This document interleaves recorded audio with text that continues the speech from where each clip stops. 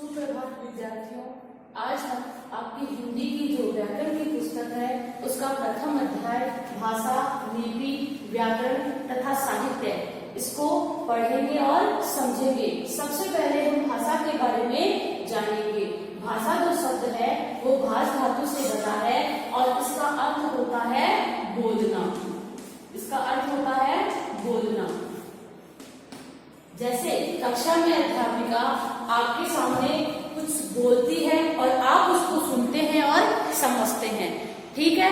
और कक्षा में अध्यापिका यहाँ कुछ लिखती है और आप उसको पढ़ के समझते हैं। तो इस प्रकार वह माध्यम जिसके द्वारा हम अपने विचारों को दूसरों के सामने प्रकट कर सकते हैं और दूसरों के विचारों को समझ सकते हैं, वह माध्यम ही क्या कहलाता है?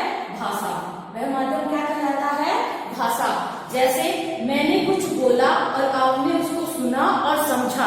मैंने यहाँ पे कुछ लिखा, आपने उसको पढ़ा और समझा। यह जो माध्यम है, यह जो साधन है, वही भाषा कहलाता है। अब देखिए, जो भाषा है इसके दो रूप होते हैं। एक तो होता है मौखिक। एक रूप कौन सा होता है?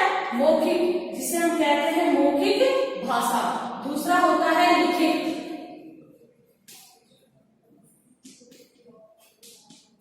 अब देखिए, मौखिक भाषा यानी हम बोलेंगे और अगला हमारी बात को सुनेगा और समझेगा। वो रूप क्या कहलाता है? मौखिक भाषा कहलाता है। जैसे आप फोन पे बात करते हो तो आप फोन से अगले की बात सुनते हो और फिर समझते हो, फिर आप उसका उत्तर देते हो। वह रूप क्या कहलाता है? मौखिक भाषा। अब देखिए दूसरा, लिखित भाषा। अब मैंने यहाँ पे कुछ लिखा और आपने उसको पढ़ा और फिर समझा, तो यह भाषा का कौन सा रूप कहलाएगा? लिखित रूप कहलाएगा। हम पत्र पत्रिका पढ़ते हैं, समाचार पढ़ते हैं, ये सारे आप जो आपकी परीक्षा चलती है उस परीक्षा में आप प्रश्नों के उत्तर देते हैं, वो आप लिख के ही देते हैं, तो वह भी रूप क्या कहलाता है? भाषा का लिखित रूप कहलाता है, ठीक है। ये तो थी भाषा। अब देखिए, भाषा के बाद हम पढ़ेंगे लिपि। भाषा के बाद हम क्या पढ़ेंगे? लिपि।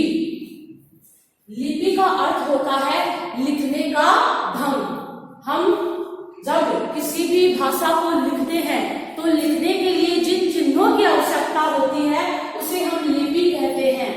विश्व में अनेक भाषाएं बोली जाती है और जो भाषाएं बोली जाती है उनकी अपनी अलग अलग लिपि होती है। जैसे हमारी जो हिंदी भाषा है उसकी लिपि क्या है?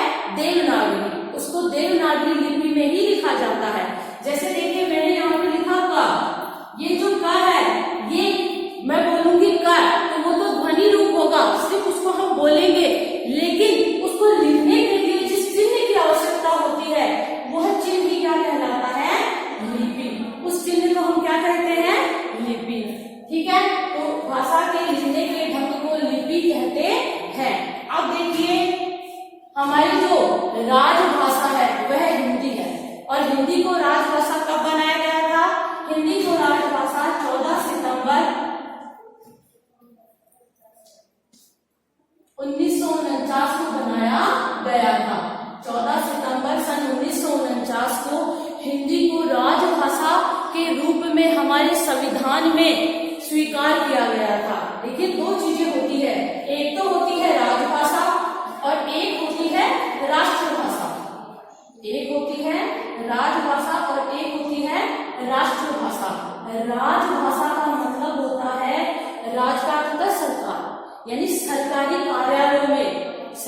कार्यालयों में जो पत्राचार के लिए, यानी एक कार्यालय अपनी बात है जिस भाषा के माध्यम से दूसरे कार्यालयों तक पहुंचाता है, वह जो माध्यम, वह जो भाषा है वह भाषा क्या कहलाती है? राजभाषा। लेकिन राष्ट्रभाषा क्या होती है? राष्ट्रभाषा वो होती है कि जो पूरे राष्ट्र में अधिकांशतः बोली जाती है, वह भाषा कौन सी होती है? राष्ट्रभाषा होती है। हिंदी को राजभाषा के रूप में हमारे संविधान में स्वीकार किया जा चुका है, किंतु हम हिंदी को राष्ट्रभाषा भी मानते हैं।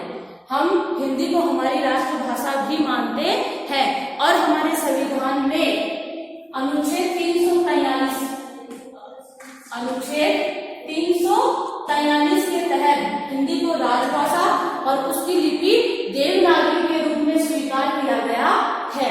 इसके अलावा हमारे संविधान में 22 भाषाओं को भी मान्यता दी गई है। 22 भाषाओं को हमारे संविधान में स्वीकार किया गया है, जिसमें राजस्थानी को अभी तक स्वीकार नहीं किया गया है, जिसके लिए प्रयास वो चल रहे हैं। अब देखिए, ये तो थी लिपि और हमारी हिंदी भाषा की स्थिति। अब देखिए, एक चीज आता है बोली और एक आती है उपभाषा।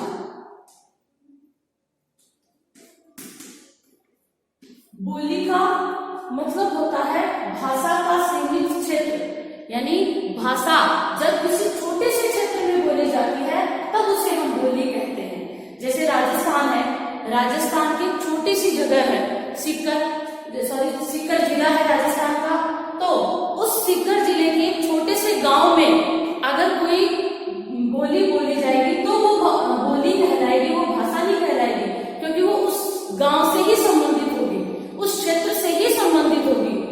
भाषा का सीमित रूप क्या कहलाएगा? बोली। इसका अपना कोई साहित्य नहीं होता है, जबकि ये जो उपभाषा है यह बोली से तो बड़ी होती है और भाषा से छोटी होती है, और इसका साहित्य है वो धीरे धीरे समृद्ध होने लग जाता है। ये थी भाषा, बोली और उपभाषा। ठीक है, तो हमने भाषा के बारे में पढ़ा, लिपि के बारे में पढ़ा।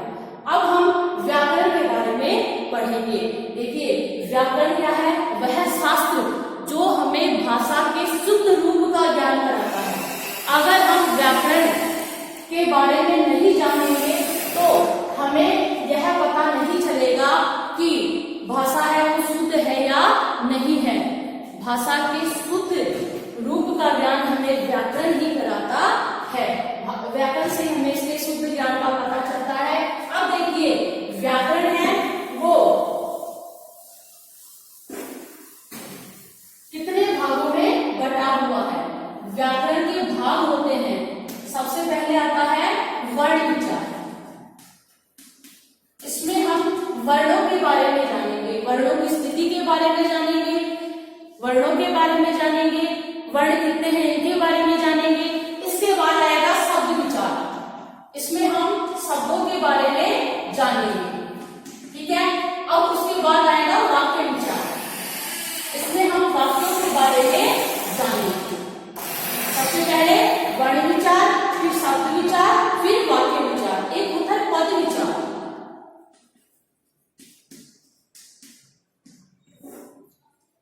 ये जो पद विचार है, ये पद विचार, इसमें देखिए जो शब्द होता है, जैसे मैंने यहाँ पे लिखा, कुछ भी मैंने लिखा पानी, ये क्या है? ये शब्द है, लेकिन इस पानी को मैंने एक वाक्य में लिख दिया। इस शब्द को मैंने, जैसे मुझे पानी पीना है। अब देखिए, जब शब्द को हम किसमें वाक्य में प्रयुक्त कर देते हैं तो वाक्य में वो शब्द नहीं कहलाता है, वाक्य में वो क्या कहलाता है? पद कहलाता है। वाक्य में वो क्या कहलाएगा? पद कहलाएगा। तो इस प्रकार इसके बारे में भी, वाक्य में इसकी स्थिति क्या है, इसके बारे में भी हम इससे व्याकरण के ही भाग से हमें पता चलता है। तो व्याकरण क्या है? व्याकरण वह शास्त्र है जिससे हमें भाषा के शुद्ध ज्ञान का पता चलता है। बिना व्याकरण के हम भाषा की शुद्धता को नहीं जान सकते। सबसे पहले हमने किसके बारे में पढ़ा? भाषा के बारे में। वह माध्यम जिससे हम अपने विचारों को दूसरों के सामने प्रकट कर सकते हैं और दूसरों के विचारों को समझ सकते हैं, वह माध्यम भाषा कहलाता है। भाषा के दो रूप होते हैं, मौखिक और लिखित। ठीक है, उसके बाद हमने बोली के बारे में पढ़ा। भाषा का सीमित क्षेत्र बोली कहलाता है। उपभाषा, उपभाषा भाषा से थोड़ी बड़ी होती है और उसमें अपना साहित्य भी रचा जाता है। इसके बारे में फिर हमने पढ़ा लिपि। लिपि भाषा के लिखने के ढंग को लिपि कहते हैं। ठीक है, फिर हमने पढ़ा व्याकरण के बारे में। तो व्याकरण क्या है? वह शास्त्र जो हमें क्या करता है? भाषा के शुद्ध रूप का ज्ञान कराता है। ठीक है, अब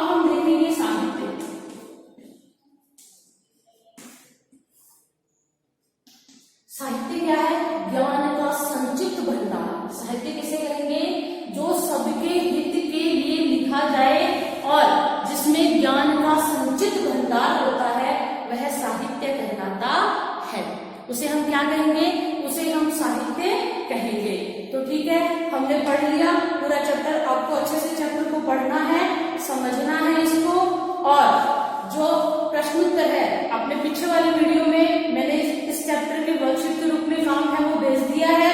अब आपको क्या करना है, सिर्फ पुस्तक के जो प्रश्न उत्तर है वो मैं आपको भेजूंगी और वही आपको क्या है करने हैं।